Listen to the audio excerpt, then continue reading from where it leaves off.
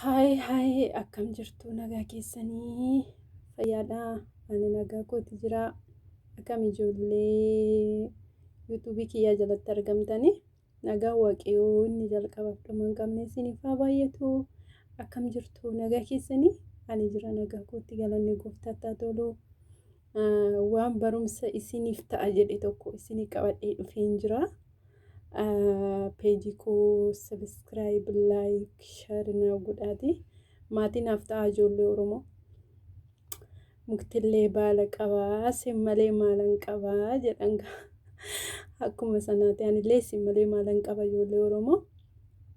Amee page ko like naaf godhaa, share naaf godhaa, subscribe naaf godhaa. Maatiin haftaa ol seenaa.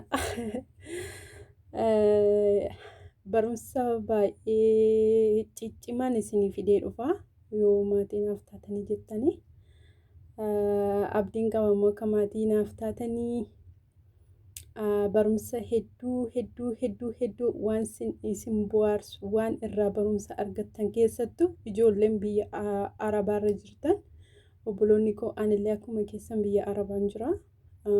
Ani biyya Beeruutiin jira.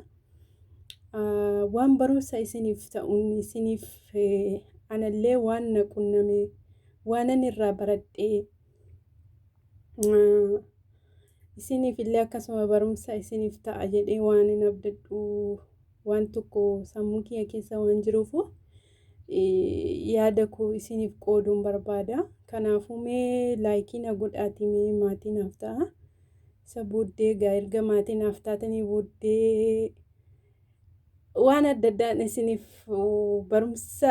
barumsa isiniif ta'u keessattuu ijoolleen biyya arabaa jirtan waan isin jajjabeessu waan abdii isinitti toru ijoolleen biyya arabaa jirtan boo'uu osoo hin taane abdiidhaan akka gara fuulduraatti deemtan akka eenyumtiyyuu isin goyyoomsee isiniin akka wanni isin hin taane waan akkasii ergaa isiniif dabarsu barbaada waan ta'eef anillee waan irraa baradheen qaba waan ta'eef kanaaf isiniin jedhaa mee like, subscribe, share na godhaati maatiin haftaa isiniin jedha ijoollee Oromoo ulfaadha.